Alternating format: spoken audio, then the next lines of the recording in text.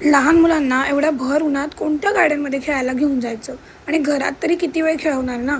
तर आज आम्ही जिकडे गेलो होतो ना, तो एकदम बेस्ट प्लेस होता. आम्ही कुठे गेलो होतो आणि तिकडे काय काय मज्जा केली हे तुम्हाला पुढे सांगतेस. त्याआधी सकाळी उठल्या उठल्या ह्यांचं इकडे डॉक्टर डॉक्टर खेळणं चालू होतं.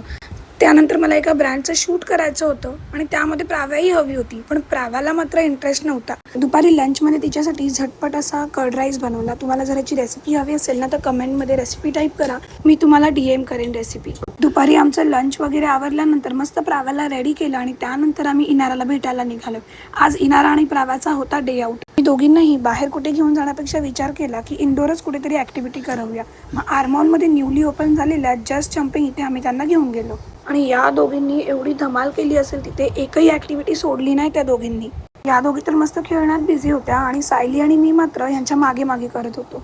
एक वेळ तर अशी होती की प्राव्या कुठे खेळते हे मला माहितीच नव्हतं. ती स्वतःच जाऊन कुठेतरी एकटी खेळत होती आणि मी आणि सायली मात्र ह्यांची नावं बनवण्यात बिझी होतो. समीर आणि भूषण मस्त बाहेर बसून गप्पा मारत होते, कारण एकाच पॅरेंटला अलाउड होतं मुलांबरोबर आतमध्ये जाणं.